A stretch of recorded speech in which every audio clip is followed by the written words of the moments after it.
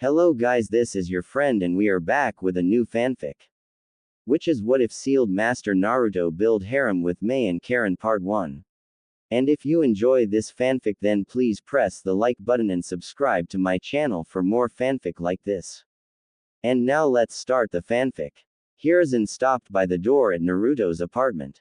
He placed the plastics he held down and knocked. Not twice but 5 times.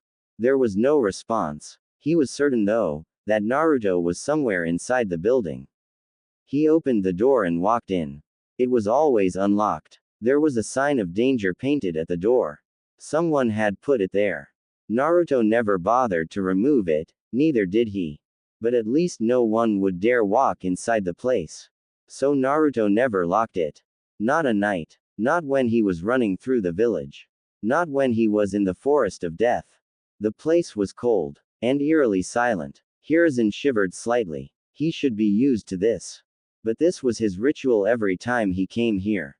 He'd brought in a TV, just maybe to give it some life, but Naruto hardly used it. One day he would turn it on and leave it on a news channel.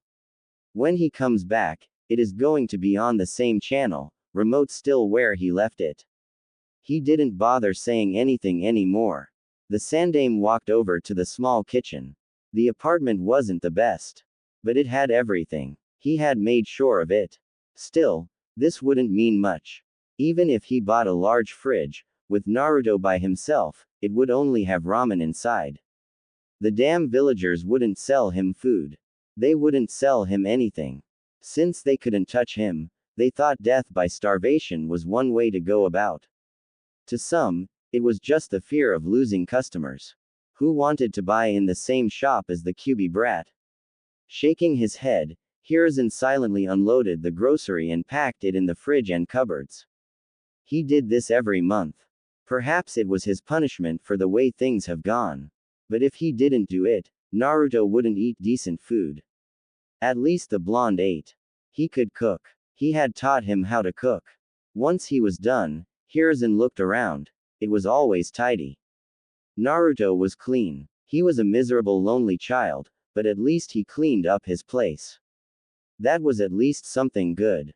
But not something that made him smile. There were still many problems that didn't look like they were going to go away. And there wasn't much he could do about it. To feel so powerless to change things, Hiruzen had never been so frustrated, and he was called the professor. He had learned every fire-based jutsu in the fire country. He had solved many puzzles, and yet, Naruto's life was one he could not solve. No matter what he said, the villagers would undo it with their glares and blatant whispers of contempt. Minato would be so disappointed. He walked over to Naruto's bedroom. It was a one-bedroom apartment. There was no sense of life. The door wasn't fully closed. Slowly, he opened it. It made a creeping sound. He cursed. But when he walked in, there was Naruto sitting by the window. A small boy, no more than 5 years 11 months old. His knee was raised, his other leg inside with his back leaning against the window frame. His eyes were cast outside. He had been here all this time. Just silent. Just never reacting. When did it start? How did it even come to this point? Naruto had been happy. He had smiled and laughed. But these days, he rarely went outside. He spent most time sitting by the window, motionless, as if dead. It pained him. Naruto. Hiruzen forced a smile as he walked over the child. His tone was gentle. Naruto didn't react until he stopped by the window. Hiruzen touched the blonde on the shoulder. He almost startled him. Lost in thought, Naruto faced the third for a moment. There wasn't much on his face. He looked at the plastic on the third's hands. Clothes. He did need some of them. Once more, he looked outside the window. There wasn't much to look at. Just happy people, sending glares whenever they saw him. Is it that time of the month already? Naruto finally spoke. His tone was quiet, slow. Month end. The time for an allowance, new food. And to open the tin he hid his savings. The Sandame gave him more than enough. It was a pity he couldn't spend it all even if he wanted. Most shops had a sign that said "We don't sell to demons."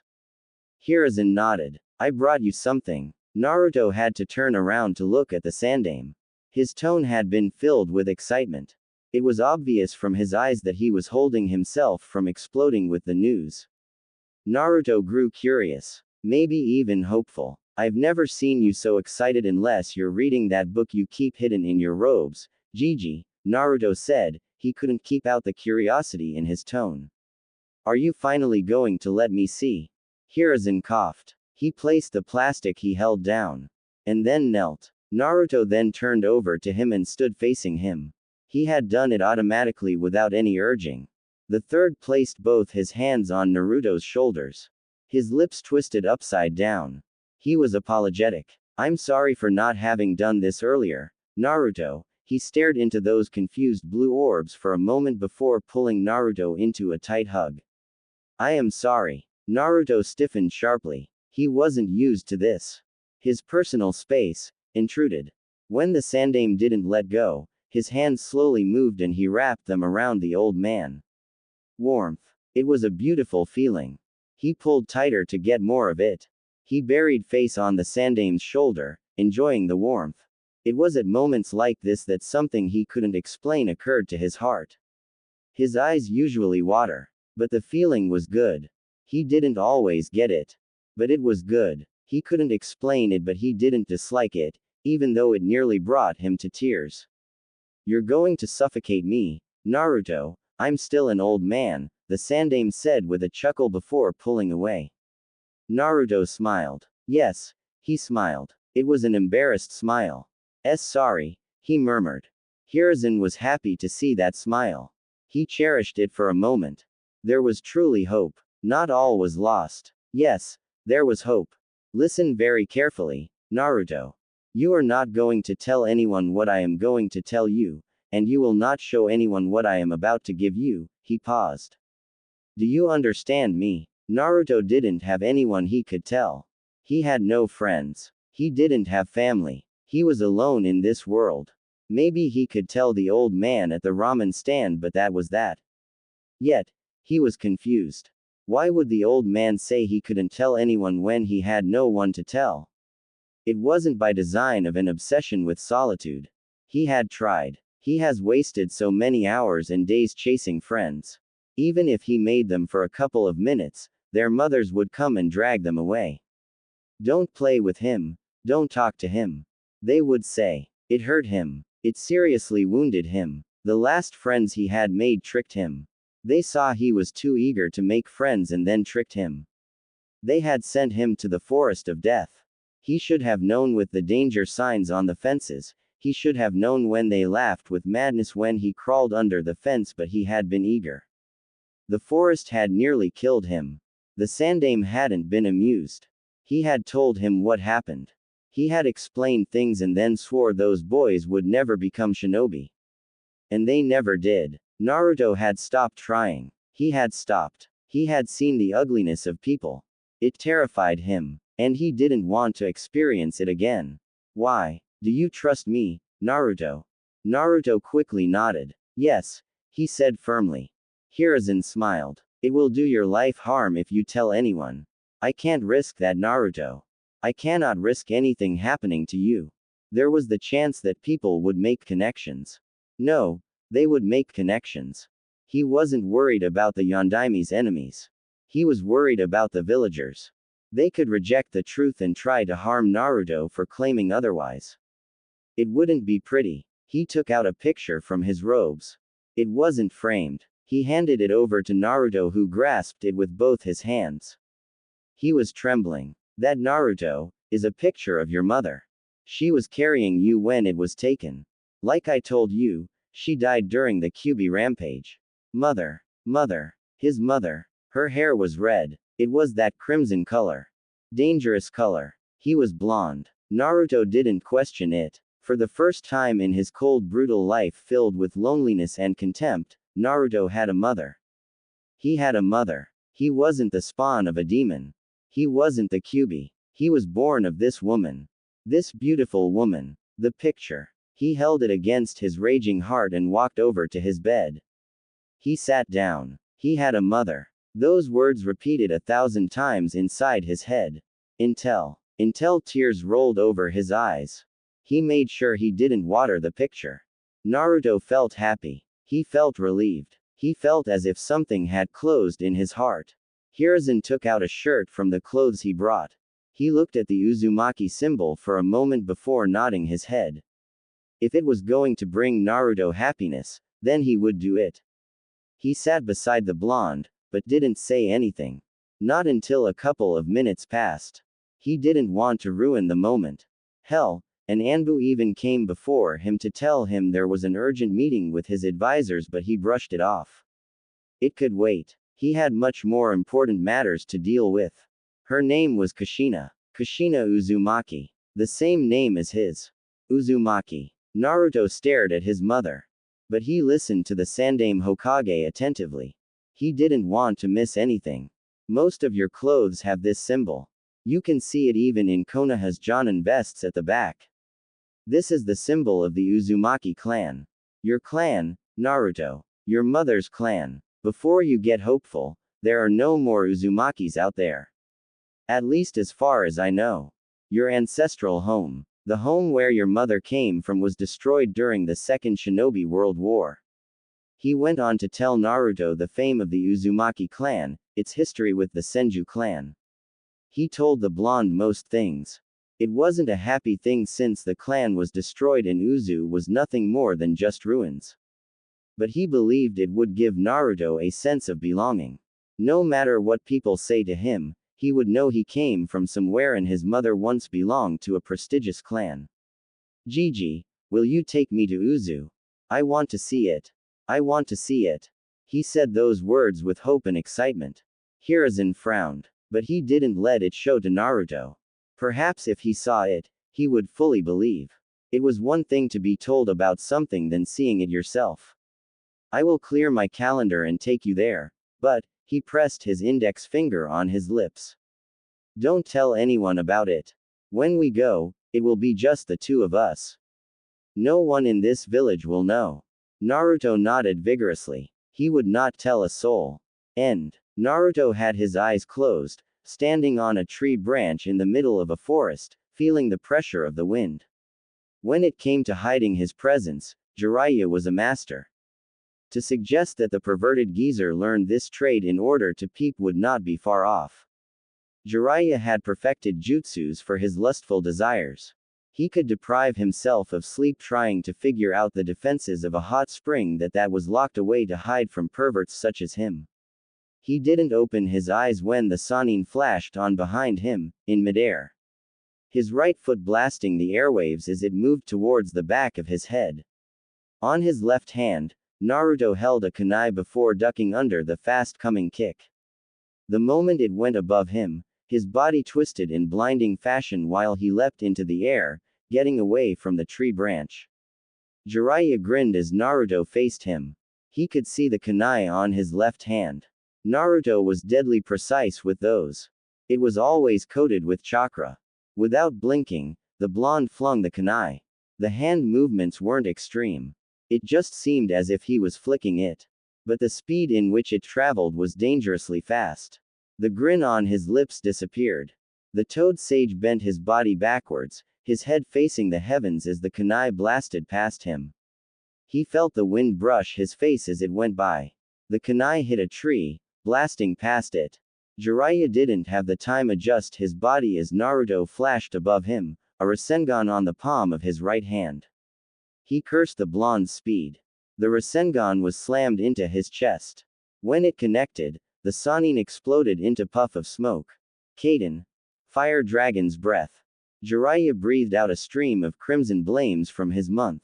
He was standing on the ground, looking up as the flames rushed up towards Naruto who still floating in midair, body positioned slightly horizontal after the momentum of his Rasengan.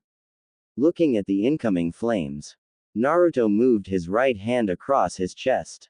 He closed his eyes, and then snapped his fingers. A wave of his chakra was released from these fingers. It was invisible to the eye. The wave covered a certain distance but what it did was blast the oxygen away. The effect lasted for no more than 2 seconds. The flames that had been coming towards him simply died off, just like that. It was the weakness of flames. They needed oxygen to burn. Regardless of power and speed, as long as there was no oxygen, the flames would not burn. Ah, he loved his jutsu. You're wide open, Jiraiya announced. He was on Naruto's right side, still in midair. There was no more warning when his left-right foot slammed onto Naruto's shoulder, sending the blonde flying away. As the force of the kick carried him, Naruto avoided wincing. Jiraiya's physical attacks carried a brutal kind of strength. He flipped several times with his senses fully functioning. As he was about to pass a tree branch, he stretched out both his hands and grabbed it. He attempted to swing forward, but Jiraiya once again appeared. The Sannin was right in front of him. The man punched him on his chest. When the brutal punch connected, Naruto burst into a cloud of smoke. Jiraiya frowned before flashing away. He landed on the ground and leaned against a tree trunk.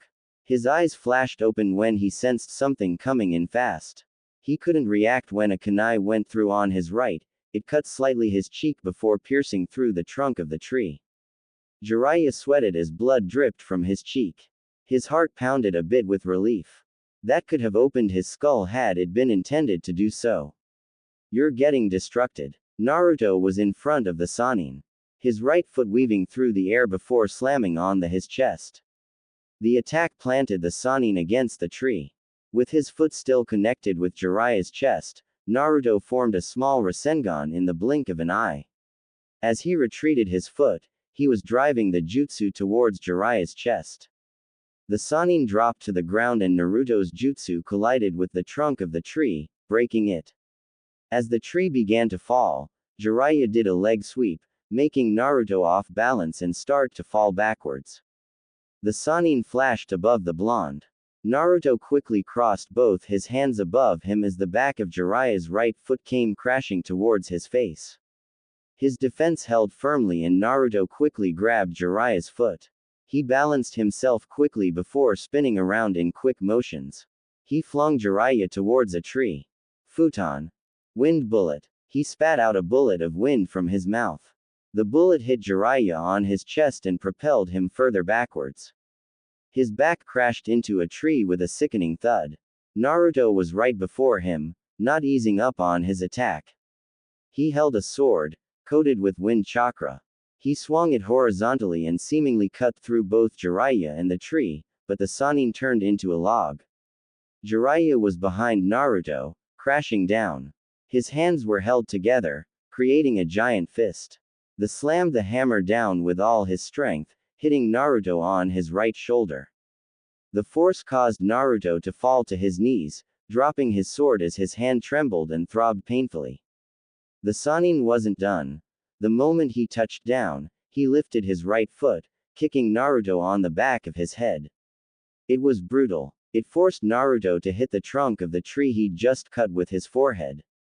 A sense of dizziness gripped his mind for a moment as his vision blurred. Birds chirped for a second. Jiraiya grabbed him and then lifted him up into the air. The Sannin was holding him up by his throat. Just one hand. Shall we call an end to it? Too soon. Naruto muttered. He moved quickly. Both his hands grabbed Jiraiya's arm. He put so much pressure on his fingers that he stopped the flow of blood and Jiraiya's grip loosened.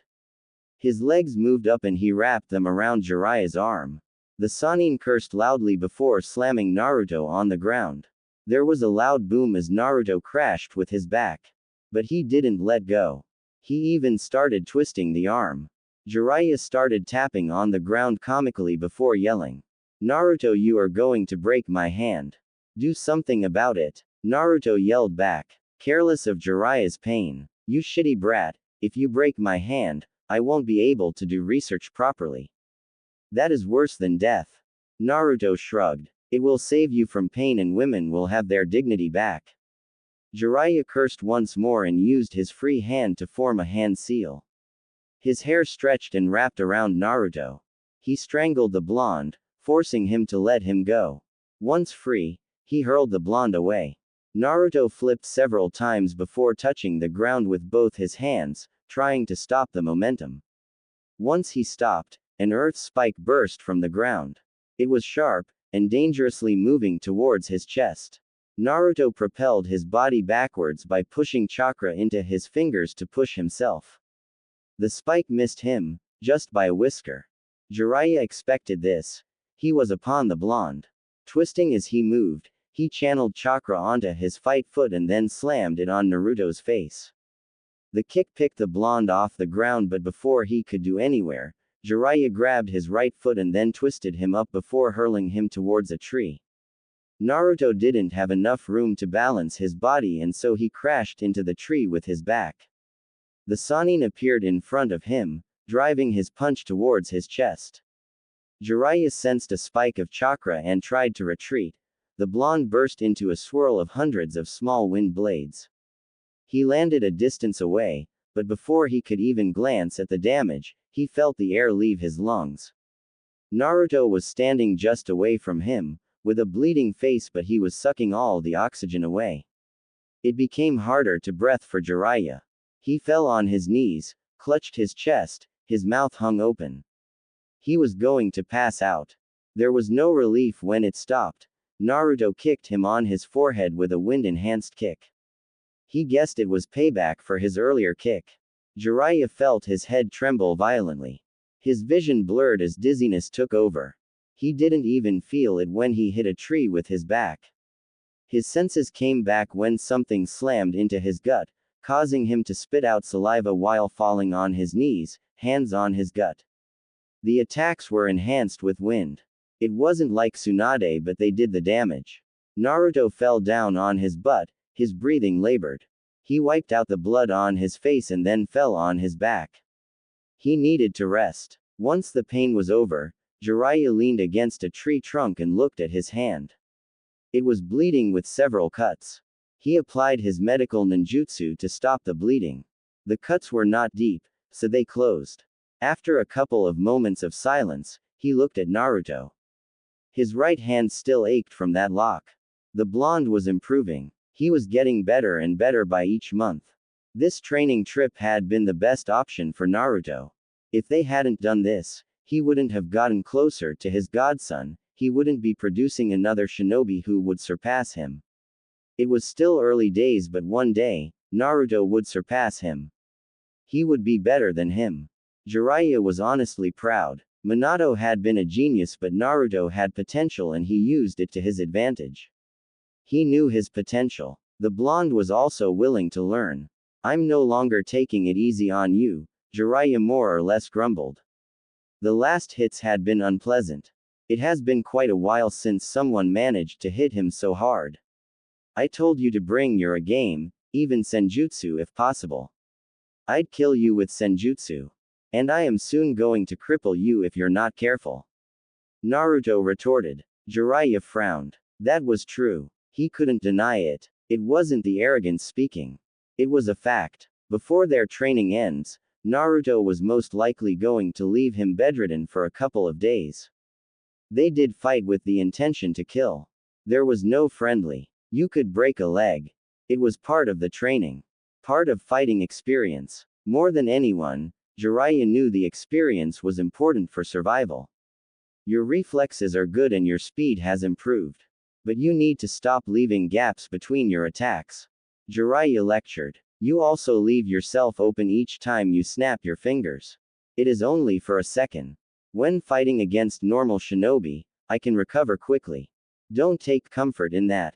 You will fight people even faster than me. If they are faster, they will attack on that lapse of concentration.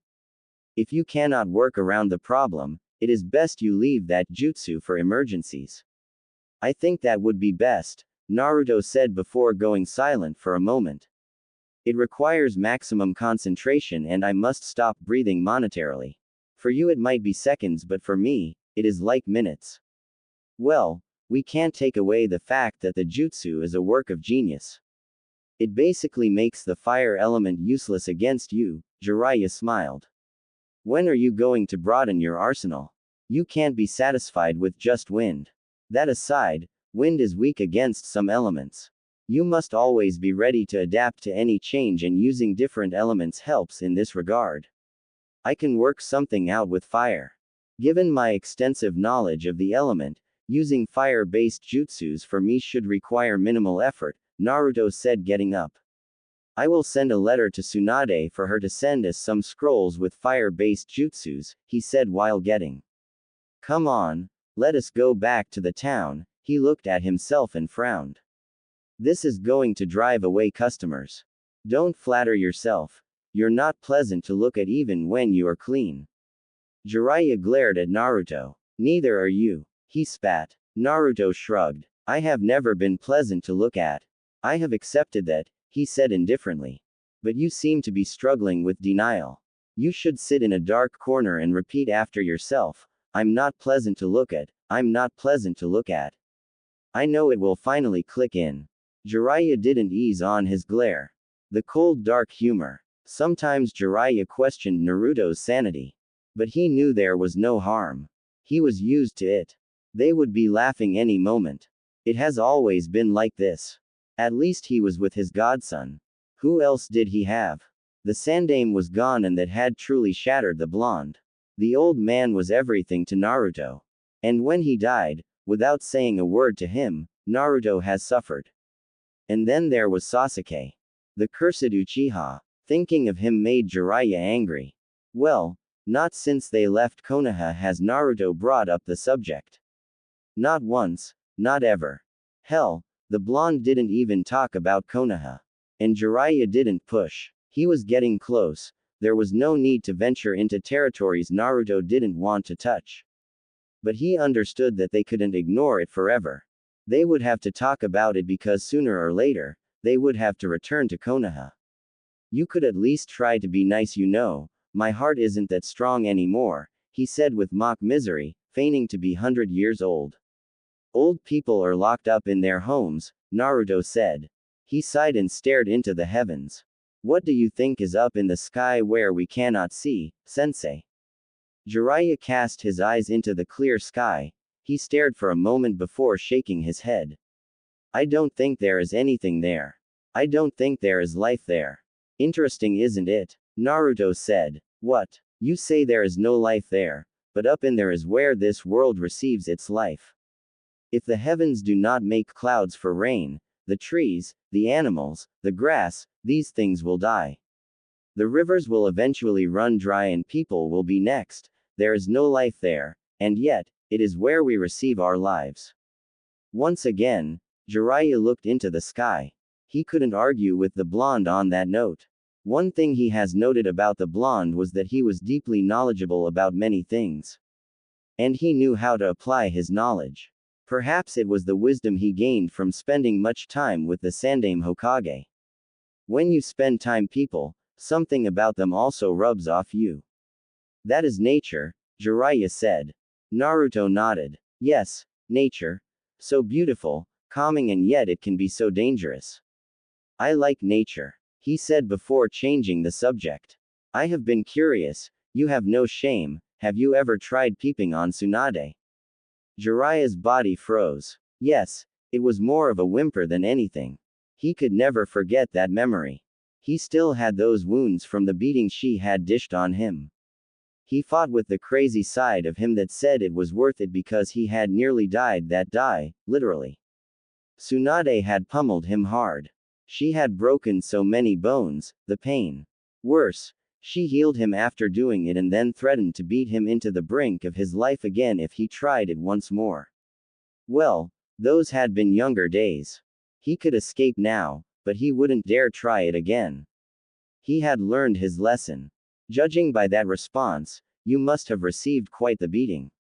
You don't know half of it, Jiraiya said with his eyes closed. He swallowed hard to banish the memory. She nearly killed me. Since then, I say anything to her but never again. Never again. But you did see, right? Naruto glanced at the Sannin. It must have been something else. She must have been a very delicate young lady when she was younger. She was, Jiraiya said. She is still beautiful, he added. Naruto didn't comment on that. He just nodded. Without much being said, the two headed back to the town. The walk was silent, both in their thoughts. Jiraiya was thinking about what they had to do next while Naruto was thinking about certain things in his life. Once they reached their motel, Jiraiya took a shower and changed his clothes. There was no need to rest for the Sannin, he was going out and likely not to return for the night. Naruto didn't question it. He knew what the Sannin was going to do. They had chosen this town because of its fun activities. There were casinos, brothels. Jiraiya's kind of hunting ground. He loved places like this. He always danced with joy when he thought of what kind of material he was going to gain through his peeping work or getting drunk with young girls who giggled and laughed hysterically whilst he tells them his legendary stories. The man walked out of the bathroom, already grinning madly. You could see it in his eyes, his body language. He was going to have fun. Well, the past 4 days had been spent training vigorously. The man probably felt he needed to reward himself. Jiraiya contained himself and walked over to the window. He opened it and then turned back to face Naruto. We are going to leave this town in the next couple of days, he said a bit seriously. They never stayed at one place for too long. The longest they had stayed was 2 months. They were always moving around, seeing different places. Sometimes they didn't even camp with people. They would stay in the middle of nowhere. For survival, it was hunting. They always made sure there was water close if they were going to camp in the middle of nowhere. We have stayed long enough and I am certain that by tomorrow, you'll no longer be able to walk in the streets without women chasing after you along with their husbands. Jiraiya glared at Naruto. It had happened at their last village. It hadn't been fun and he had been forced to depart early. He was surely not going to return to that village again. He would be burned on a stake like a witch if he returned to that place. There were wanted posters of him in good spots. And whose fault was it that I was nearly killed? Naruto shrugged. You left without giving me money for food. What was I supposed to eat? You're a man, you need to make a plan and you didn't have to expose me like that. I wouldn't need to make a plan if I wasn't forced to use my money to bail us out after you lost your wallet when running away from one of your conquests. Jiraiya smiled, remembering that day. That had been truly a good day. That woman had assets as big as Tsunade's. She was just sitting there in the water, never minding her nudity, doing things to herself. Jiraiya had never been quite pleased. Anyway, he fought the blush gracing his cheeks. When I come back, you must be ready. I will look for a mission you can do. This time, it will have to be difficult. Naruto sighed. So, you'll be gone for a couple of days. The Sannin nodded. He took out his wallet and stared at his money. He glanced at Naruto and then his money. He frowned. If he didn't give enough, Naruto was going to hunt him down and ruin things for him. He counted a few bills and put them down. I put enough for food and some fun, he finished with a grin. With that, he jumped out of the window and was gone. Naruto shook his head and walked over to the window. He leaned against the window while sitting down, his right foot close to his chest with his left touching the floor inside. He rested his right hand on his knee and stared down at the streets. This was his comfort zone. How many days has he seen, sitting like this? He couldn't remember. They were too many to count. Almost all days he had a window, he performed this ritual. The streets filled with people. Mothers walking with their daughters, boys chasing each other, drunkards, walking past with a stench that turned people away. He saw this scene almost every day. Yet he was never tired of seeing it. The past 16 years of his life have never been dull.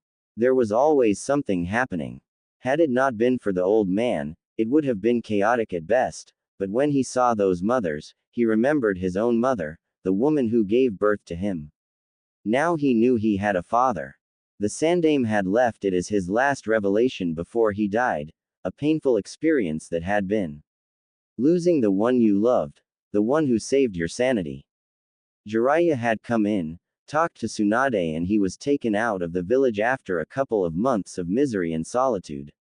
For more than 2 years now, he has been running around the elemental nations with the Sannin. He has seen many things.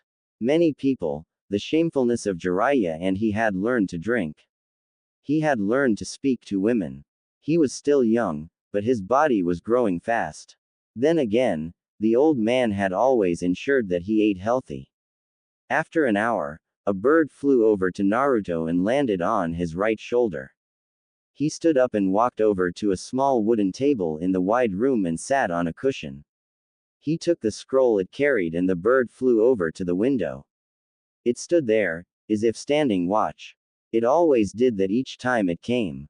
Naruto opened the small scroll and channeled chakra through it. Another scroll appeared in a puff of smoke. It was another storage scroll. He channeled chakra on the seal and then 5 mountains of papers appeared in a puff of smoke. He blinked. Work. It always came for him wherever he was. For 5 hours straight, without a break or anything, Naruto worked through the papers. Once done, he sealed them in the scroll and snapped his fingers. The small bird flew over to the table. He wrapped the small paper on the container on its leg. Do you need something to eat? It nodded its head as if it could understand his words. Naruto smiled and stood up.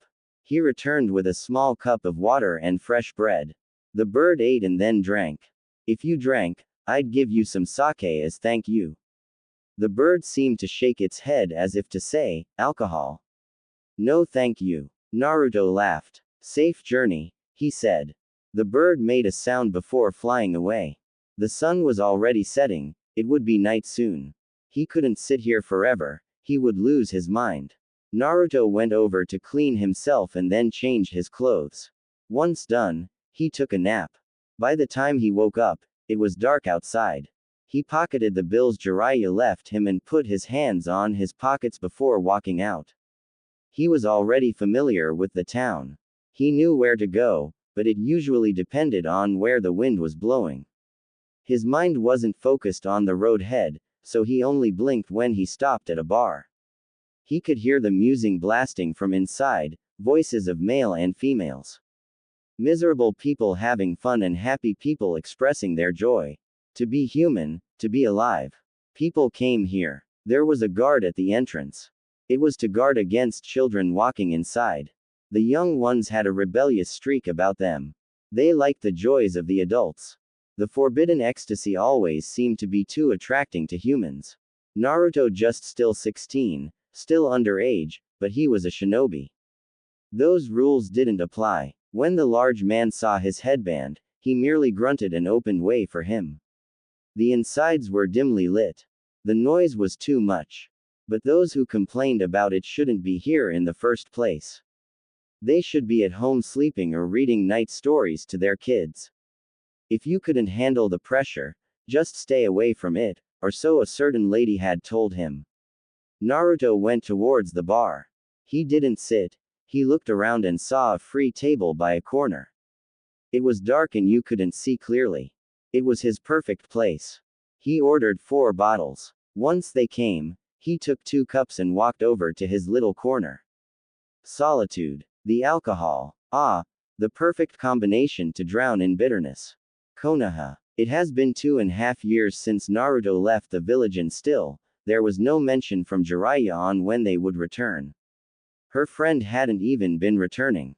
He sent letters every now and then, but he never showed up. Even now, she was looking at his letter. She was going to write for him to show up before her. Tsunade missed them. She really did miss the two. They had brought her back to this village and now they were running around in the elemental nation without her old life. She hoped that Jiraiya wasn't teaching Naruto how to gamble. She had permitted them to go away because Naruto hadn't been the most happiest of people. He was miserable. The Sandame's death had affected him deeply and from what she had learned was that the old man had been the only person he talked to before he made a couple of friends at the academy. It hadn't been easy and that only happened in his last year. Jiraiya said he was fine. But she was a bit concerned. He was family in a way. He was the son of Kushina, someone who had been from her grandmother's clan and someone who was close to the old woman. She wasn't the one who was by Mito when she died, it had been Kushina, Naruto's mother. So, she did consider him family. Tsunade placed the letter on top of her desk and tapped her fingers. Something wrong, Tsunade-sama? Sakura asked quietly. The slug princess glanced at the pinket. She had grown. Well, she had trained her well. But she was still obsessed with Sasuke. That rotten child. He had been spoiled rotten. From what she knew, Tsunade didn't understand why the villagers adored him. She didn't see why girls liked him. He had a cold personality and he was rude. Did the girls really like him like that? If someone said they had been brainwashed, Tsunade wouldn't disagree. Sakura had been willing to throw a fit if someone said bad things about her beloved.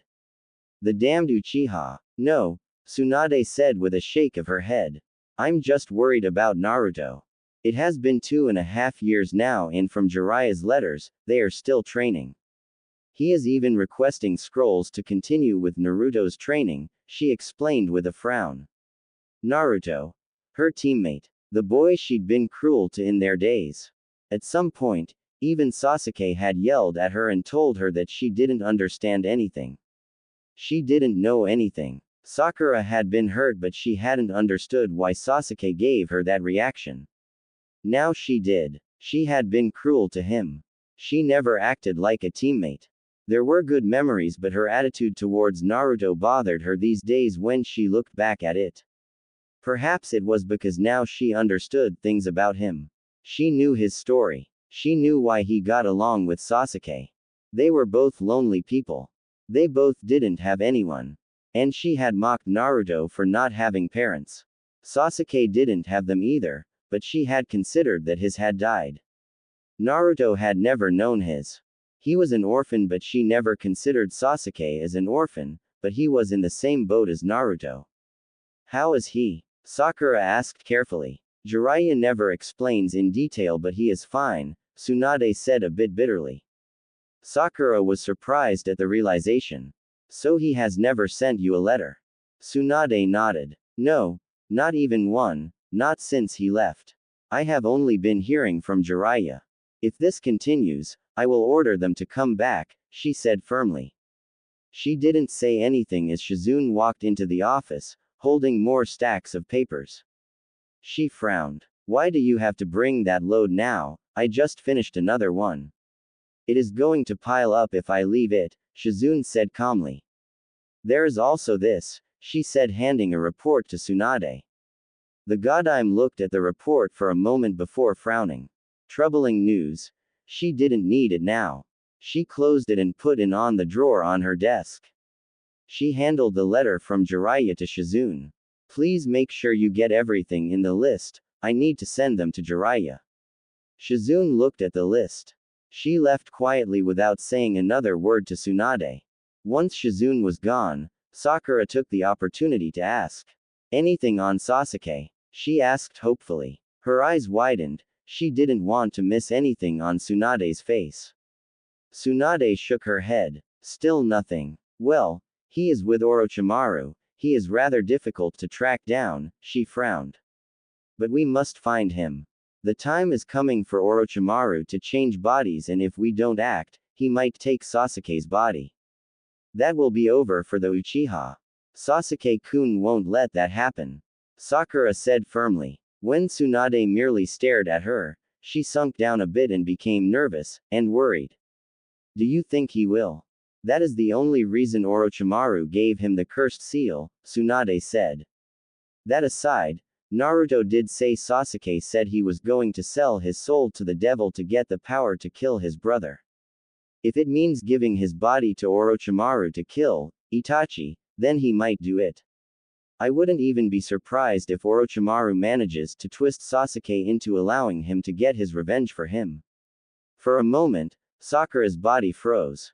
If that happened, she would never see her beloved. He would become Orochimaru. They really had to find him. If Tsunade wasn't winning, she would look herself.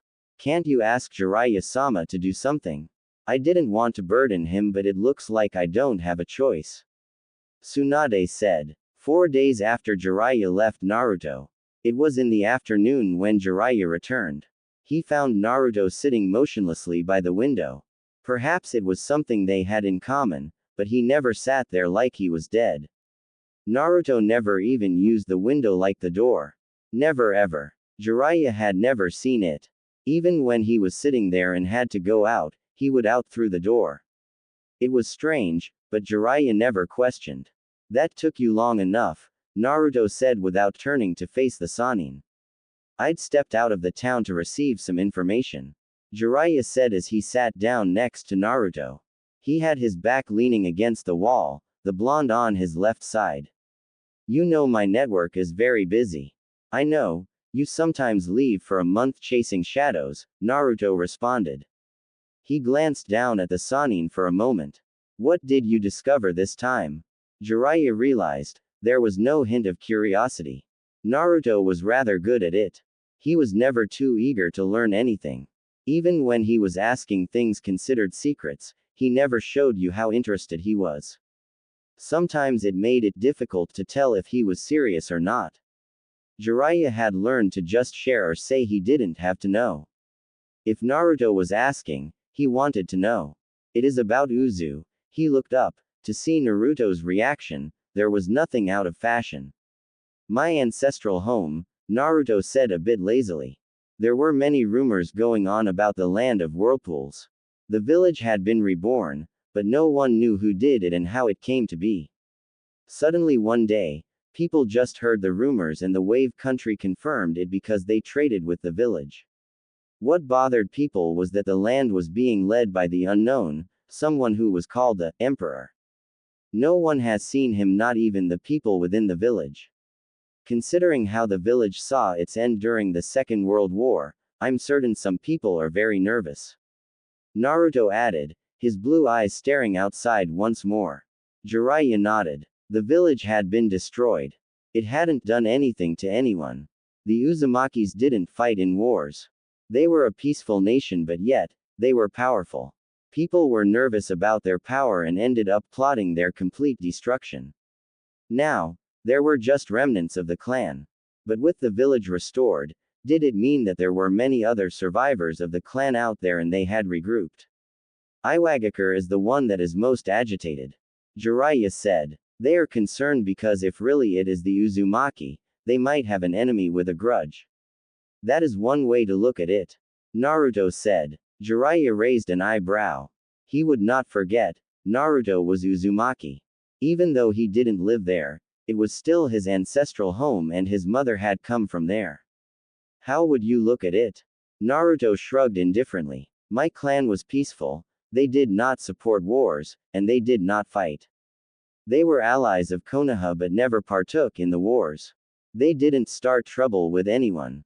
They were hidden in their village, minding their own business, and yet some people felt threatened by them and decided to destroy them. What would you feel about that, sensei? There was no anger, no emotion, nothing in Naruto's tone. Again, Jiraiya couldn't tell what Naruto thought. As those blue orbs glanced back him, there was a hint of curiosity in how he would respond to the question. It is a difficult one, but you cannot say that what Iwa and its allies was just. It was wrong in every sense of the word. Yet, nothing was done, not even by Konoha. Again, Naruto looked outside the window. Our world isn't fair at times, sensei. People with power always do what they please. Sometimes, right is decided by those with power. I know that, believe me, I know, there was bitterness in Jiraiya's tone. This is why it is my desire to change this world. He said with burning passion. I admire your passion, sensei. I'm sure my father shared it as well. Of course, Jiraiya said with a grin. It is why he named you after the hero of my first book after all. Ah, yes, that book. You said my father liked it, I think I like it as well, perhaps for different reasons, but Naruto wouldn't say. What would you have done in that situation, sensei? In a world you desire, would you have allowed Iwa and its allies to get away with what they did? Their action was nothing but a slaughter of innocents. I say this not because it is my clan, but looking at it as someone who has listened to your desires. Jiraiya thought for a couple of moments before shaking his head. I don't know, Naruto. Iwa would say they were justified and they wouldn't back down. Anything would more forceful would result in bloodshed. He said. But if you have listened me too, you will know that I still don't have answers. Naruto nodded. Which is indeed a pity, the blonde said. What of Kiri? They are the ones should be most worried.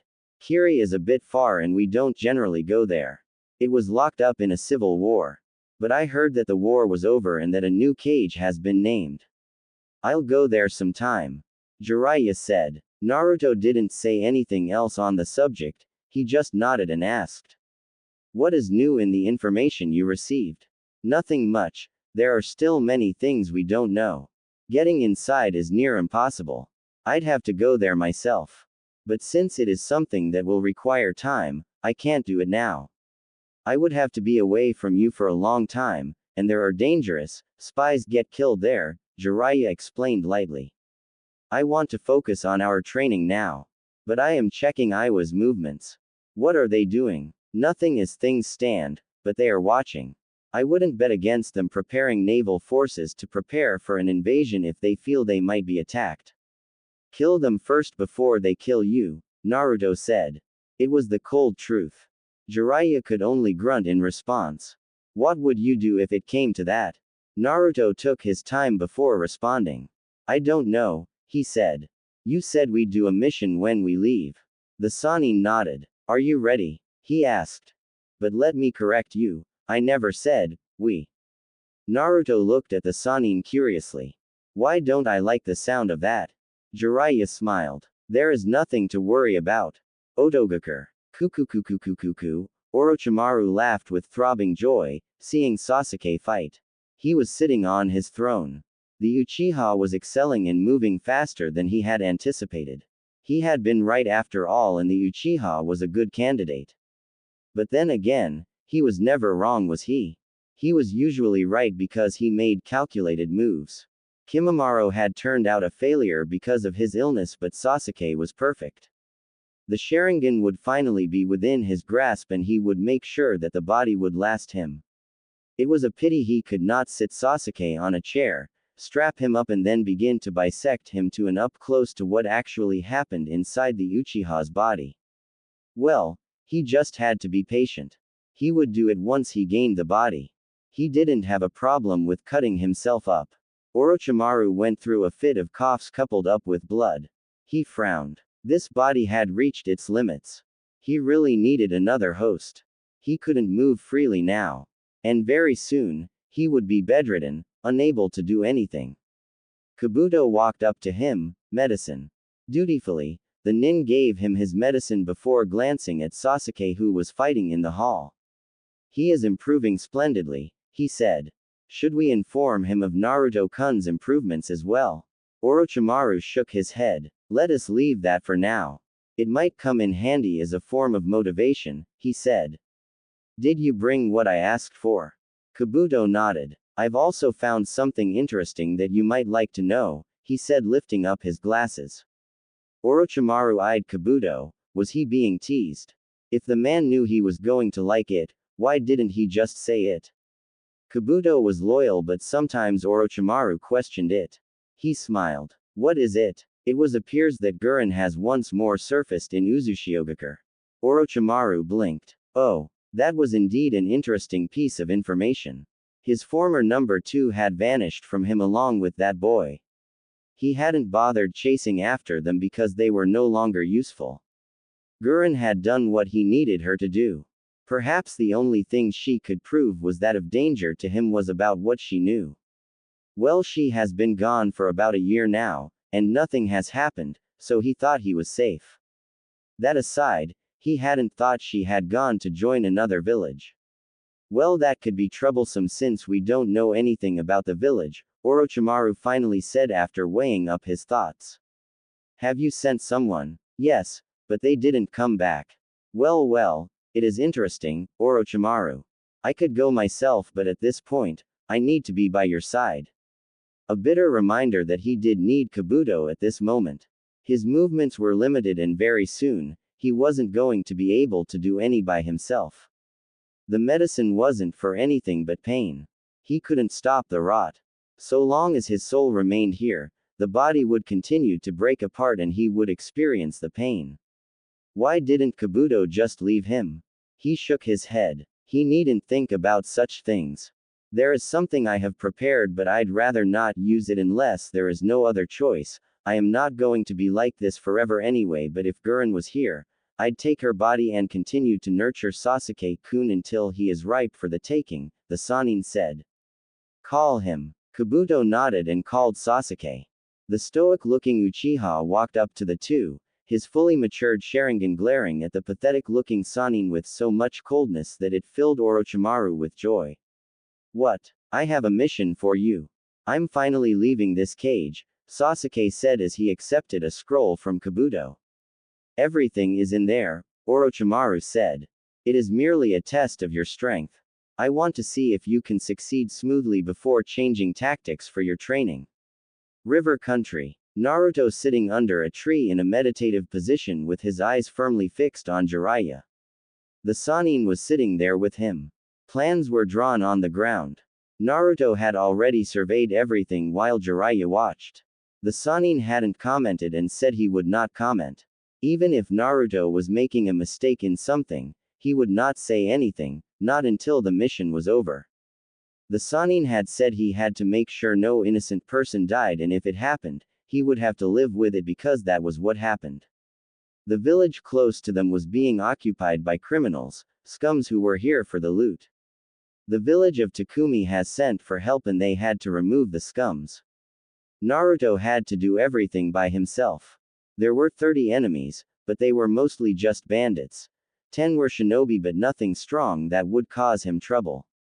The danger here was that he had to make sure that they didn't kill the village people. If he made the wrong move, they would kill them and the mission would be a failure. The leaders of the group were all located in a small bar having a meeting. This was a perfect opportunity to strike, when all leaders were at one place. 7 were doing patrols around the village. He could easily handle those with his clones and silently as well. 5 were guarding the daughter of the village leader who they were demanding a ransom for. These people were in different locations and he had to strike quickly. The rest of the villagers were in their homes. They were told not to make moves. For some reason, Jiraiya had leaked that Takumi had hired shinobi and he had to deal with people who were aware that an enemy was coming. Remember Naruto, if you just leave this people, they are going to harm more people. If there was a mass jail for criminals, we'd capture them and send them there, but we don't have that. Killing is part of the job. Don't make it feel natural for you. It's not natural. Life is precious, but as shinobi, we cannot avoid it. You don't always have to kill. You have to determine what is safer. Naruto had shed blood before. It had been horrible. He hadn't meant to do it. The man was a bandit and Naruto had put too much strength on his hands, he had ended up snapping his neck. That sickening crack when the head twisted, those eyes rolling with life disappearing, they had haunted him, but Jiraiya had been there. Jiraiya was taking him through this, just to prepare him, just to make sure that he would not freeze and risk the lives of innocent people locked up in their homes. At any moment now, these people were going to round up the villagers and use them as shields to deter shinobi from attacking. This was why Naruto had to move now. I know, sensei. Naruto said. Wish me luck. Just use your head. This isn't a battle that can be won because of physical prowess. You might have the power and still lose. Just know that you sometimes have to put aside all that power and use a kunai to get the job done. Naruto nodded. He stood up. 2 minutes. He said. A minute is more than enough for you. Jiraiya said. You have your shadow clones to help you. Since the enemy is weak, that is more than enough. But 2 minutes it is. Naruto stood up and jumped onto a tree. He would have preferred to just walk into the small village and crush the enemy, but he had to be subtle about things. There were not more than 15 houses here. It was a mining village. But the gold had run out. The bandits didn't know. Imagine their disappointment when they found out. Kage Bunshin no Jutsu, Naruto created 7 clones to deal with the bandits standing guard. He created 11 more to guard the houses where people were locked. The 5 guarding the important girl were inside as with the leaders, so he could get rid of the others without them noticing. Once his clones dispelled after completing their duties, Naruto ran. His movements were as smooth as a gentle breeze. He didn't make a sound as he danced through the rooftops before suddenly landing behind a group of 4 bandits. Hey WH. He didn't allow them to say anything. He moved in the blink of an eye, jumping over the man. As he was doing so, 3 kunais were fling in 3 different directions. The kunais hit straight on the foreheads of their targets. They pierced through. He landed on the man's shoulders, and placed his hand over the man's mouth to stop him from screaming. The others dropped to the ground, before he hit the man on the back of his head, knocking him out cold. The villagers would deal with him. Naruto left a clone to tie him up before disappearing along with small gusts of wind. The house he appeared in was a double-story house. His target was upstairs with her 5 guards. There were 10 downstairs, drinking while placing guards. They were laughing merrily while the villagers cried in their houses. There was no hope for tomorrow. They were thinking, at any moment now, they would be killed. Cold-hearted humans. But he had seen it, hadn't he? The ugliness of people. He had experienced it too, so he could understand. Naruto went behind the house and walked through the wall. He peeked through the window. The girl looked fine. She was small, crawled up in a corner, trembling in fear, tears in her eyes. People were truly ugly, weren't they? A little girl, an innocent child, and you did that to her. He had been innocent too. A child, younger than she was, and ugly people had tormented him. He needed to get in silently and time was ticking away. He held a single hand sign and used Shunshin to appear in the room. 5 kunais were in his hands. He twisted speedily and threw them all, each hitting its target. The bandits didn't see a damn thing. They fell lifelessly on the floor. Naruto walked over to the girl and knelt down. He gave her a warm smile and whispered something to her ear. He noticed she tensed. She was afraid. He created a clone which picked her up and left by the window. Naruto stood up. He was done with this part. He took out a smoke bomb and went downstairs. He threw the ball on the round table the 10 were gathered around. It went off, quickly covering the room with smoke. Everything else occurred within seconds and Naruto walked out safely with his hands inside his pockets.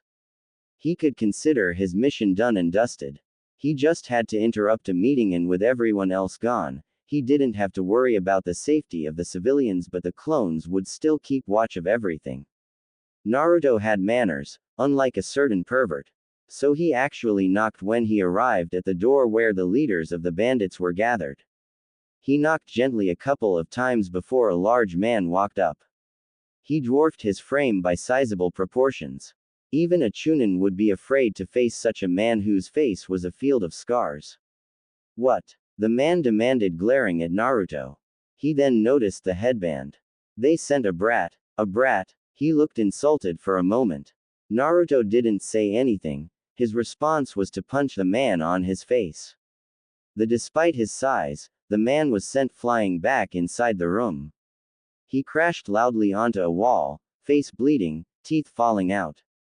He cursed loudly as he staggered to get up to his feet. Naruto stepped into the room. They were all large, ugly men. They were the kind of perverts of liked little girls.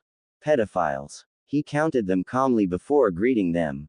They were not even the least surprised or alarmed. As large as the man he had punched, he was simply a doorman. Konoha Shinobi. One of the men frowned, looking at the forehead protector Naruto wore. Is it true, I've had even though young, Leaf's shinobi are strong? One asked quietly. We are about to find out. They all readied themselves, grinning madly. He was just one. They were big and strong. They could handle this, or so they believed.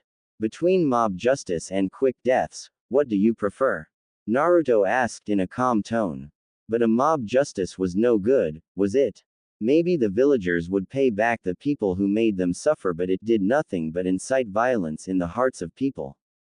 Naruto nodded to himself. Although he offered that option, he wasn't going to go with it. Innocent people didn't need to dirty their hands. This was the duty of a shinobi. We pick neither option. The first one lunged towards him, attempting to plant the base of his foot on his face. Naruto sidestepped the large foot and raised his right hand, channeling chakra through it. He made a fast motion as if he was cutting something, and then blood gushed over from the man's knee. His leg was cut off from his knee. When the pain shot through, he cried painfully. Another yelled, swinging a right hook. Naruto caught the man on his arm, having avoided the punch. Chakra was channeled through his fingers and he pressed. There was a sickening crack or bones breaking. The man cried out in pain while gritting his teeth. When the last man hovered behind him, Naruto slammed his elbow on the man's chest, knocking on the wind of his lungs. He was a shinobi, and he had to finish this. He took out 4 kunais from his pouch and did what he had to do. Once done, he breathed in and out to calm his nerves. He didn't need to see anything. He simply walked out and made way for it. Jiraiya could handle the rest. They just needed to do what he did and mission complete. The village would be safe.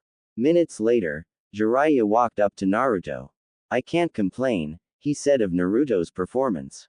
"You okay?" "Yeah," Naruto said with a grunt.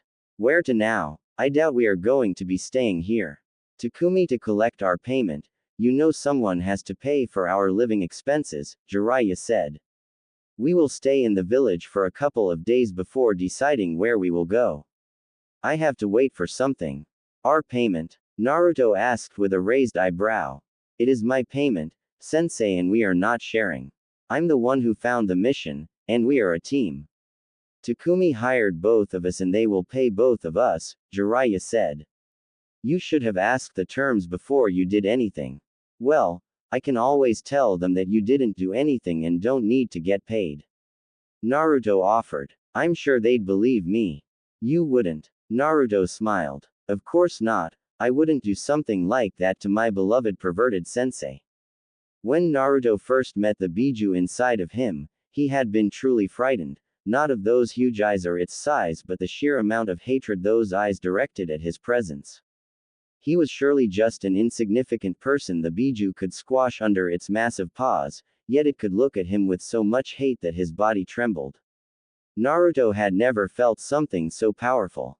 Over the years, he has learned that it wasn't him specifically who was hated but humans in general.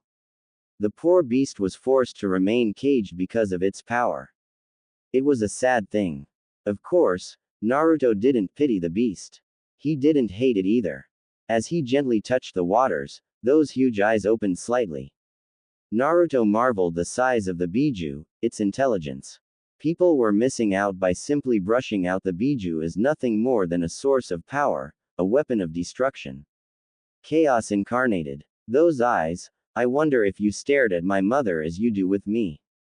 She never visited. Kurama responded calmly. Unlike with you, her seal was simply designed to suppress my power. The same can be said about Mito. So they all never used your power but just kept you at bay. The Shodai's words were like, he has nothing against me but I was too powerful to be left alone. So his wife sealed me within her. I have been confined for years, you thinking of ending my term? A toothy grin. Naruto smiled. Yes, those attempts. The Biju always attempted to entice him to let it go. To free it so it can finally breathe in the oxygen it has been deprived of for many years. But Naruto wasn't stupid. He wasn't going to do it. Releasing the Biju meant his death. He did not have the full genes of the Uzumaki to survive an extraction as his mother did. My clan was also destroyed for being too powerful. I guess we have something in common there, Naruto said. But that isn't why I am here. My power, Kurama said. Naruto was like all humans. He wanted his power. He was the first Jinchuriki to use his power, but it did give him a sense of freedom. The seal held him. If Naruto was willing, he could draw out as much chakra as he was willing to give. Naruto nodded. I wish to learn to control it once more. Kurama grinned. I thought after you nearly killed that hermit when you lost control you wouldn't want to try again. Naruto shrugged. It would be stupid of me to leave this power like this. You are strong and I am your host. It doesn't matter that neither of us had a choice in our union, the fact is we are together and I am going to learn to control your chakra. I'm not stopping you. Yes, because when I use the chakra, the seal weakens. I have been studying seals since I was 7. Although the old man never taught me anything special, he introduced me to Fuinjutsu and said it was the legacy of the name I carry. So I know what happens with this seal, and I know you laugh gleefully when I lose control. Kurama stared at the blonde for a moment before laughing menacingly. You lose control because you can't handle my chakra, human. Naruto shook his head. Yes, your chakra is potent and admittedly deadly to the human body, but it isn't the potency of your chakra that makes me lose control, it is the hatred. Hemp. Kurama stared. If you can't handle it, then don't try to use it. I am hatred, it comes with my chakra. But you can make it worse because you want me to lose control. Naruto stressed those words. Look up. Kurama did and saw structures. He frowned. He knew the seal. Naruto clapped his hands. You are very knowledgeable about seals.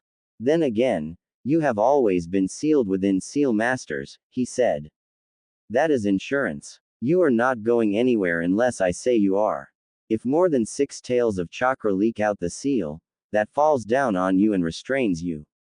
With that said, it would be much simpler for both of us if you allowed me to use your chakra without doing anything funny that interferes with the process. A human, doing this to him. A child no less. It was humiliating. I have no plans on remaining here until you decide to transfer me to another host. I will make my escape. I know you will try. I'd try to escape too if I was locked up in a cage, but I still won't let you go. I need your power. I know you hate humans. If you force your way out of the seal, you're likely to kill me first and then incinerate my body just to make sure I stay dead. But let us make a deal that gives you a bit of freedom. Of course, you'll still be locked, but the seal is special and we can work out something. Naruto's eyes snapped open. They sharpened when saw Jiraiya's foot heading straight towards his face. It was too close for comfort and he didn't want to get any unnecessary hits. He quickly fell backwards, lifting up his face while he raised both his hands. As Jiraiya's foot passed above him, he caught him just above his ankle. The Sannin raised both his hands up, surrendering. Naruto let go of the Sannin. Why are you attacking me? You were open. Jiraiya said with a shrug. Naruto stared. Is that how we are going to play it, sensei? If one is open we attack them. It's not a game but it's a one-way street exercise. I am the master and you are the student here, Jiraiya said firmly. He was certainly uncomfortable with the idea of Naruto being given the license to attack him if he was open. That's not fair, Naruto said. Here is my rule. To determine that you are still worthy to train me, I will attack you if you are open. I see no value if being helped on by someone weaker than me. Jiraiya stared. You still got a long way to go, brat, the Sannin said. He sighed and sat down next to the blonde. They were still in the river country. It has been a week and he already had plans. He would have liked to start with other things, but there was something he had to do and it was important. Not to mention he still needed to see Tsunade. The woman had been forceful in her letter. He had to go before attending other agent matters that needed him and he couldn't do them with Naruto.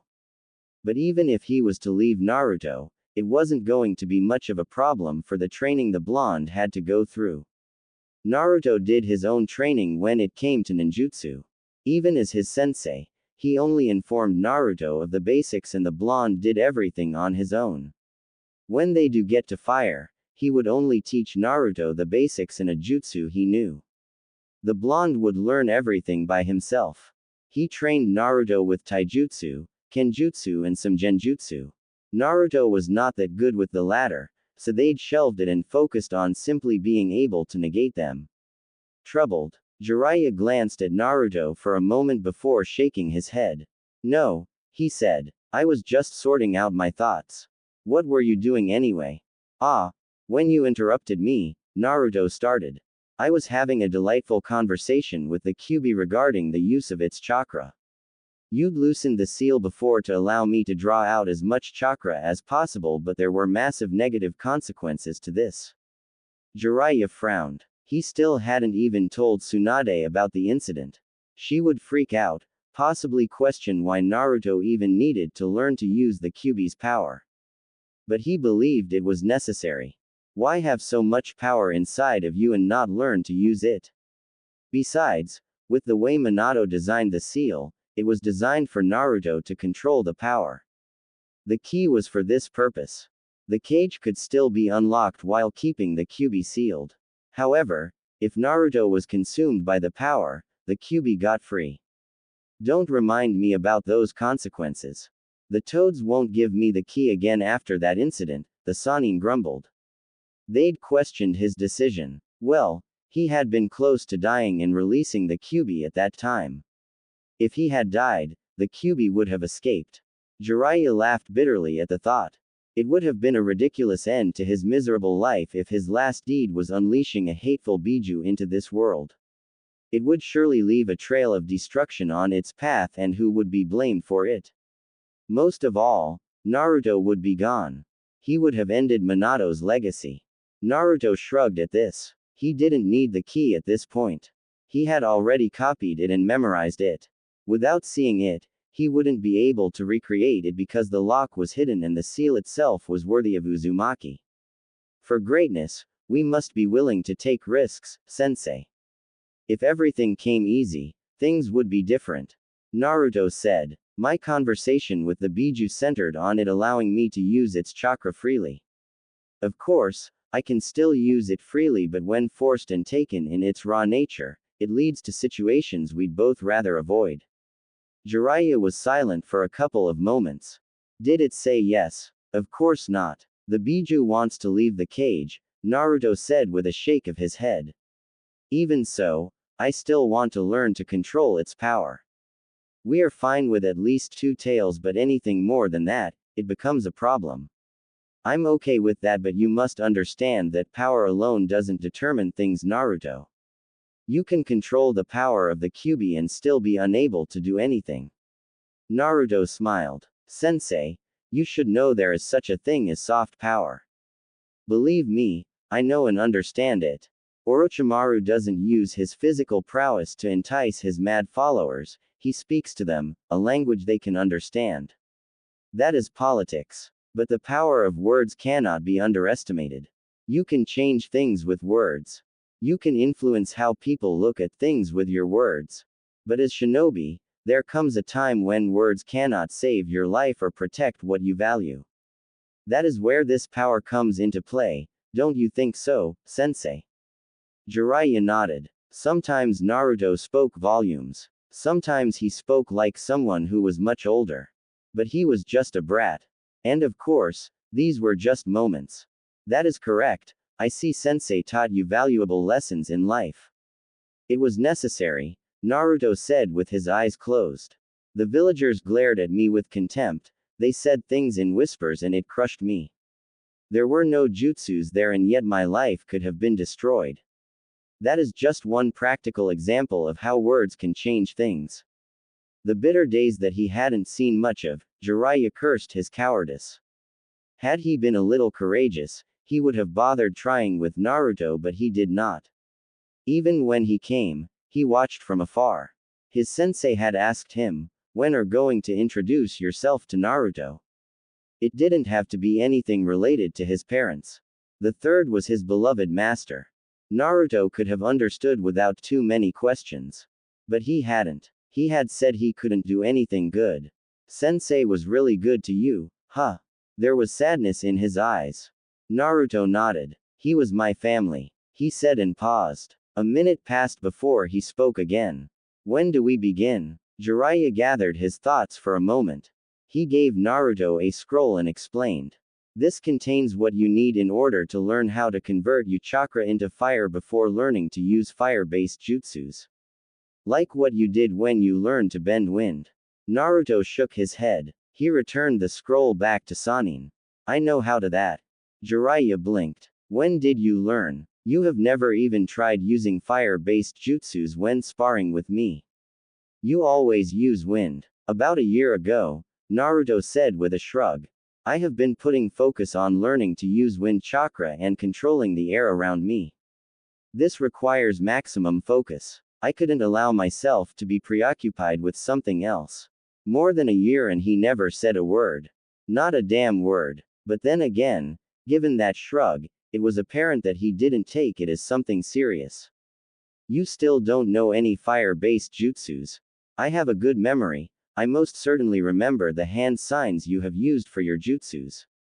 But I haven't tried it, yet. Again, a nonchalant shrug. Jiraiya understood why Naruto never said anything. He didn't want to start learning to use fire-based jutsus at that time. We can't start your training now. The one about the Kyuubi. Why? We have to go our separate ways, Jiraiya said. I have some things to do and will be traveling a lot. You have to go to Sunagakur and try to finish your wind training there. The environment is very conducive there. I will send you a message once we are done and we can talk about concluding things. Last time I checked we didn't have a good relationship with the hidden sand. Suna had invaded the leaf and they had ended up fighting. He had fought and defeated Suna's Jinchuriki. Had Konoha had bad leaders, it would have certainly marched to decimate the sand. But good leaders avoided such bloodshed and were working on something else. That has been resolved, Jiraiya said. Tsunade soothed things out, but there are still some people who are wary. They did betray us, they can do it again. At least some people are thinking that. Naruto looked thoughtful for a moment. Then I must confirm how things are there before they take things to the next level. My training is nothing more than convenience. Jiraiya grinned. You're not a bad student, he said. Kakashi always spoke about reading underneath the underneath, Naruto said with a shake of his head. The desert is going to be unpleasant. If you get caught in a sandstorm. But it should be fine.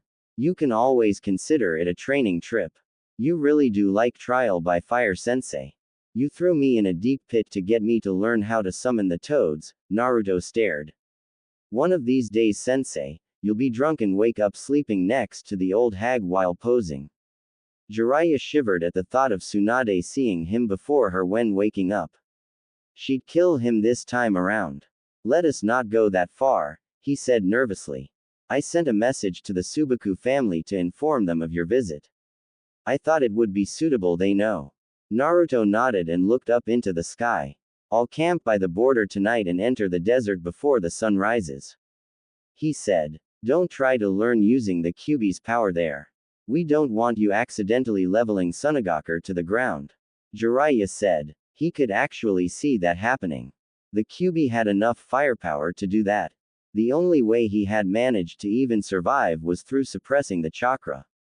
If not for Fuinjutsu, he would be dead, literally. We shall see. Naruto responded with a shrug of his shoulders. A day later. Hidden village in sand. Traveling documents. Those were essential. If you were going to walk through the gates of any hidden village, you needed them. It didn't matter if you were wearing a headband or just a civilian, you needed papers that showed who you were and where you come from. Security reasons. They didn't just want everyone and anyone entering their villages. Spies and dangerous criminals could walk through the gates if not watched, and that posed a serious risk to a village. Naruto looked up into the sky. This was his first visit in this village. He didn't know where to turn to. He didn't know anything. Perhaps this was why Jiraiya had contacted the Subaku family. Naruto didn't actually need them to get by. He could ask around. The wind around the village was pleasant though, a gentle breeze, a warm kiss of nature. It was unlike the desert. The wind was wild, untamed, a natural force of destruction. Certainly something that could destroy you. Listening to its whispers, how it caressed his skin, Naruto was tempted to dance right here and now with his bag hanging on his back. Someone hit him on the shoulder. That just ruined the mood. It felt like the wind suddenly disappeared on him. He looked at the man who had hit him, an apologetic smile. Naruto nodded and the man hurried somewhere. A minute later, 2 more people passed by him running. Naruto shook his head. A village may have different name, culture and environment, but people were still the same. He started moving once more and finally found a room to rent, for a month-long stay. There was no hurry to see the Subaku siblings. He wasn't even sure how it would go considering that the last time he met them he had been battling Gaara. Well, at least it had ended up pleasantly. Naruto placed his bag on the bed and turned towards the window. His calling. It was high up in the wall. He frowned. He stepped next to the wall and placed his hand on it. He blinked before smiling. He almost laughed. He was thinking of creating a window that suited his needs. Was he that obsessive about this? Naruto shook his head. The window was probably up there because of the conditions in the village. If storms came, they had to be safe. He placed his hands up and climbed up onto the window. He couldn't sit the way he preferred given the size of the walls, but it would do. Once settled, Naruto looked outside. It wasn't a pleasant view. Then again, he never visited the window for its view. 2 hours went by before Naruto was snapped out of his thoughts by a knock on the door. He thought about ignoring it for a moment. His sentimental time was being disturbed. Silently shaking his head, and went down and walked over to the wall. A young girl, who showed him the room, was standing there, with a warm smile. Sorry to disturb you, but I just wanted to see if would take your food here or if you would eat downstairs. Jiraiya was going to shout and curse, but Naruto would only smile. He was renting a room in a 5-star hotel. The Sannin would cry foul over his wasted money. Naruto was usually safe with the money the Sannin gave him. He rarely spent it all and the man was more than happy to take it back. So, just this once, he could live the life of a spoiled prince. I will come downstairs, he said. Can I also get a small table I can use to write on? I will speak to the manager about that. Thank you. The young lady gave him the eating schedule and before walking away, Naruto closed the door behind him and sighed. He should ease the tensions he felt on his body. Traveling in the heat of the desert is a bit rough. He would rest his body today and would go out tomorrow for training. Hidden Leaf. A bandaged Jiraiya was sitting by the window, with a frown on his lips. Naruto didn't do this to him. But Tsunade had to greet him by pummeling him. He couldn't do his job with his body in pain. It would be troublesome if he came across trouble when his body was still suffering from the effects of Tsunade's beatings. Well, he was used to it anyway. I can't believe you, you damn pervert. Tsunade sent a harsh glare towards her former teammate. Jiraiya moved slightly. He was ready to bolt through the window if Tsunade made a move. One beating was enough, he couldn't take another one. I just couldn't help myself, Haim. When I came in, I felt that I was being called. Being called my. Tsunade didn't ease up on her glare. For more than 2 years you don't come show up, and when you finally do appear, the first thing you do is go on a peeping tour. He didn't bother coming to see her. He didn't come through the gates. If it wasn't because of the complaints she had received, she wouldn't have known he was in the village until he decided that he was ready to see her. Didn't he know that she had missed him? Not that she would even admit that to him. He would never stop reminding her about it. There was also too much to talk about that could not be said through letters. It has been over 2 years, damn it. I was going to come, Haim, Jiraiya said lamely. But you didn't have to beat me like that and then tear my scripts. I'd been working on that for some time, he complained with a glare. Tsunade shrugged carelessly. I should be having someone remove all those images in your head, she said. Jiraiya wouldn't permit something like that. He would fight tooth and nail to avoid it. Naruto let him do his research peacefully as long as he took care of everything that the blonde needed. Sneaking in was a good idea though. He was already banned in most places. He just wished Tsunade wouldn't have her Anbu try to monitor him while in the village. They were not a problem, but it would just create an unnecessary problem for him. Anyway, Tsunade turned serious.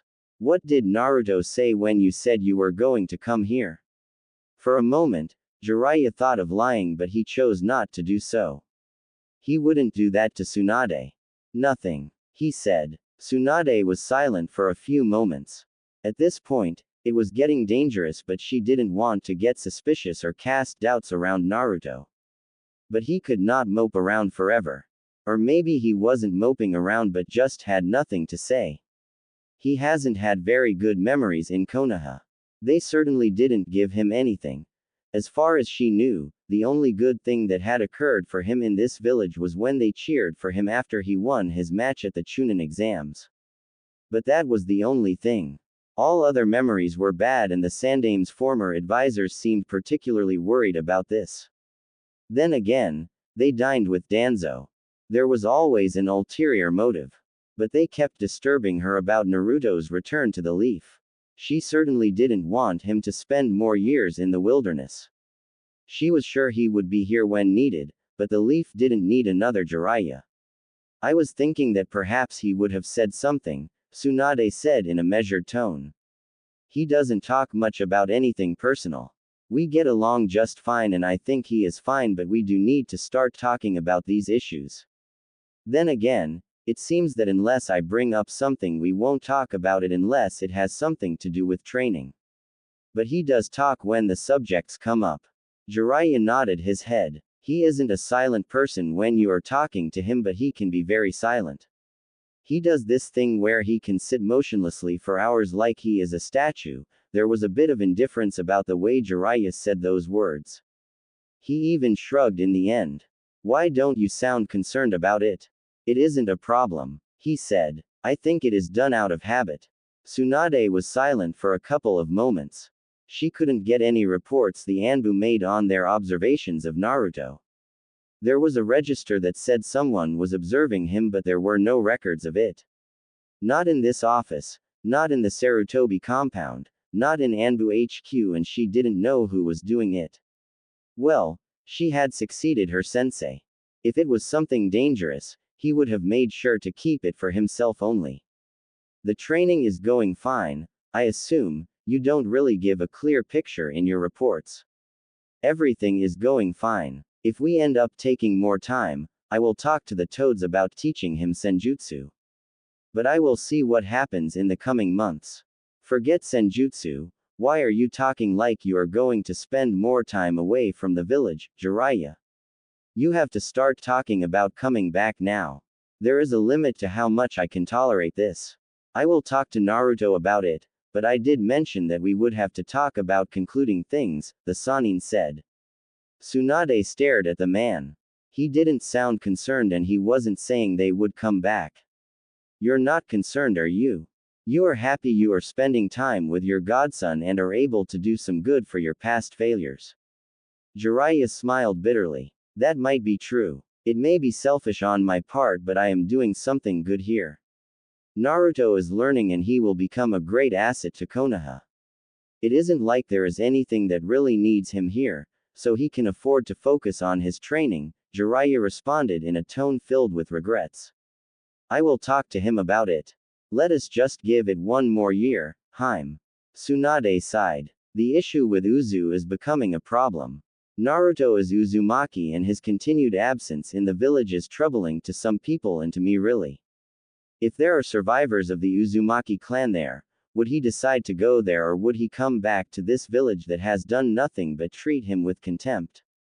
Jiraiya frowned. He avoided thinking about this issue. He didn't want to question Naruto's loyalties. His sensei had never said anything about Naruto being a flight risk. But this was what Tsunade was basically saying. He could understand from her position. There was also the Kyuubi to think about. What are some people plotting? I don't know as yet, but they will eventually.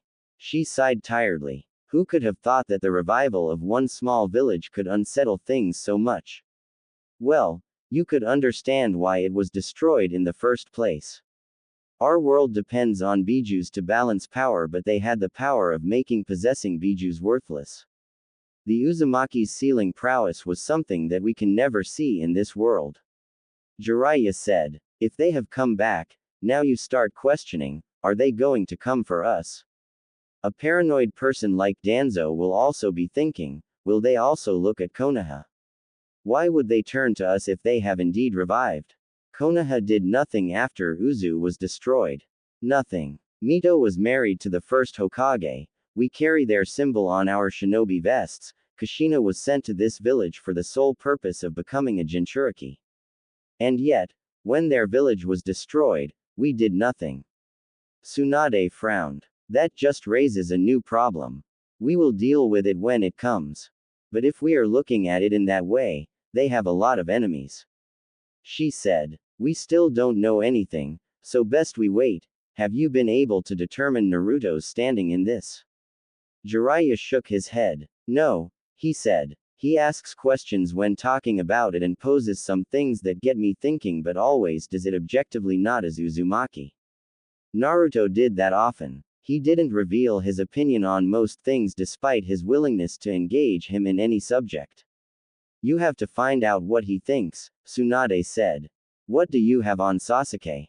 He follows Orochimaru closely, but I think he has been around Otogakur in the past months. We never saw him anywhere. Orochimaru is the one who has been rather silent. Tsunade looked thoughtful for a moment.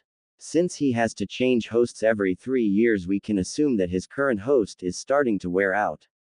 So he is limiting his movements, she said.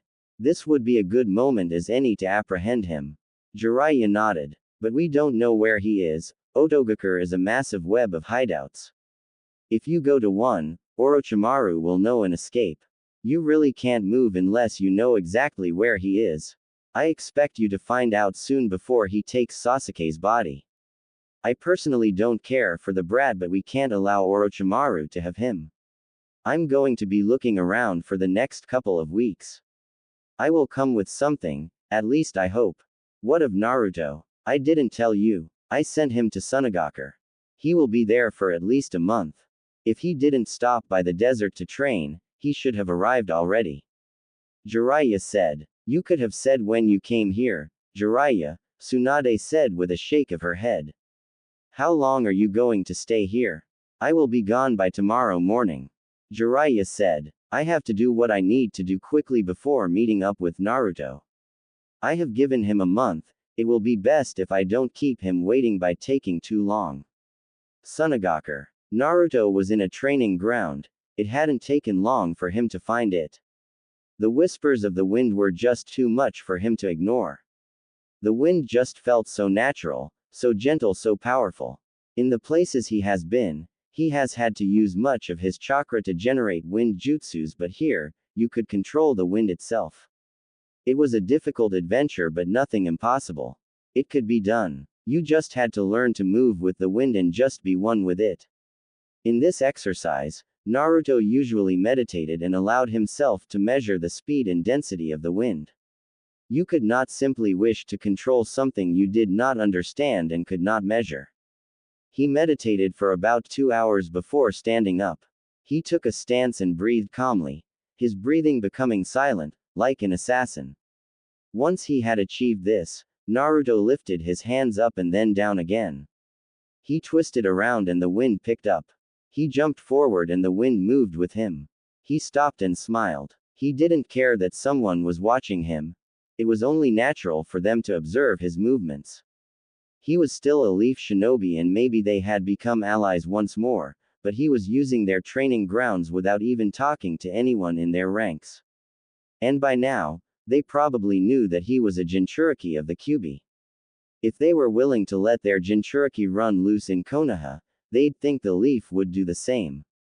Naruto shook his head. Wasn't it something that such thoughts hadn't disturbed his breathing? Then again, for how long has he been doing this? The days in the forest of death, the days sitting by the window of his apartment in the leaf. It has been long. Many years. It was only natural for him. But he had forgotten when he started hanging out with people. He shoved the thoughts to the back of his head and returned to his training. He waved his hand across his chest, picking up wind, this time around, with dust. He tried spinning it around, but it fell down. His concentration. Naruto stood motionlessly for a couple of minutes trying to regain his concentration. Once he was satisfied, he started moving. He waved both his hands, moving the gentle air around him. He needed to move with it. He started walking around along with the wind. He did jumps while controlling the wind, moving it with him. He did this for an hour before halting. Naruto waved his right hand front of him in a quick motion. His sand picked up, like a wave before it once more returned to the ground. Naruto clapped his hands together, while standing motionlessly. Sand picked up around him and then started twisting. It was like a small gentle storm. Naruto was moving around with the storm, dancing around the training ground. He stopped, with the dust returning to the ground, sweat on his forehead, breathing a bit labored. Tamari stared at the blonde she had seen in Konoha. At first he had been unimpressive, just another brat, but then he did something she never thought would happen. He defeated her brother, even though Gaara had even transformed. It was something she could never forget. He had sacrificed himself that day. He could have died. Gaara could have killed him, but he defeated Gaara and returned her brother to her. Now he was standing there, looking at her. He had grown, he still looked slim, his hair was long, reaching over his shoulders, and it looked like it was never cut because it was messy, but it could be because of the dance he was doing. He was dressed long black pants and a black long-sleeved shirt with a swirling symbol in the front. He had truly grown, a bit of something to look at. That was impressive, Tamari said, walking over to Naruto. Naruto shook his head. He had a small smile on his lips seeing the blonde kunoichi. It was nothing, he said. Just requires a bit of concentration and energy. He paused.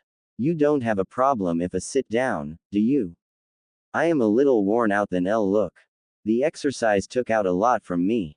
Tamari shook her head. She glanced at him with a curious eye as he settled down. On first look, it appeared that you were controlling the sand, but that isn't it. Naruto glanced up at the blonde. Subaku no Tamari. The eldest of the past Kage's children. As far as he was concerned, this village has yet to elect a Kage since Rasa was killed. This was the daughter of that man and a brother to the puppet user as well as Gaara. His memory of her was when she brutalized Tenten during the Chunin exams and looked irritated when Shikaku quit in their match. Oh yes, she did blush when she first saw Sasuke. What is so funny? Tamari more or less demanded. Naruto shook his head. Sorry, I was thinking about something. When we first met, you blushed when you saw my former teammate. Tamari sent the blonde a slight glare. She didn't want to be reminded of that moment. I thought he was good looking and impressive, but he was a rude person, she said with a frown. Well, you looked delightful in person to look at first glance, but were rather brutal in your battle. Naruto said. First glances don't always reveal everything, do they? Tamari looked away from a moment. He had just complimented her. When was the last time someone did that? Oh yeah, it almost never happened. She was the sister of a bloody killer.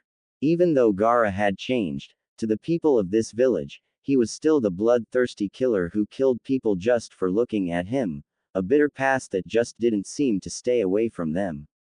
She coughed once before responding. No, they are not. I'd brushed you off at first glance. You looked like some weak brat who was just playing shinobi with a headband. But you truly are impressive. No, you shocked me. I didn't think you'd be able to defeat my brother. Naruto smiled. Well, there is really nothing that is impossible, he said. Brother, you are speaking of him fondly. Last time you were truly afraid of him. I guess things really did change after my fight with him. Tamari nodded with a smile. They did. I guess that is thanks to you, she said. I am a Jinchuriki. Perhaps it is the territory, Naruto said. You really have a clean eye to be able to tell that I wasn't manipulating sand but rather wind. You are looking down on Suna's strongest wind user. Tamari said proudly. Oh really? Naruto said curiously, a little charming smile on his lips.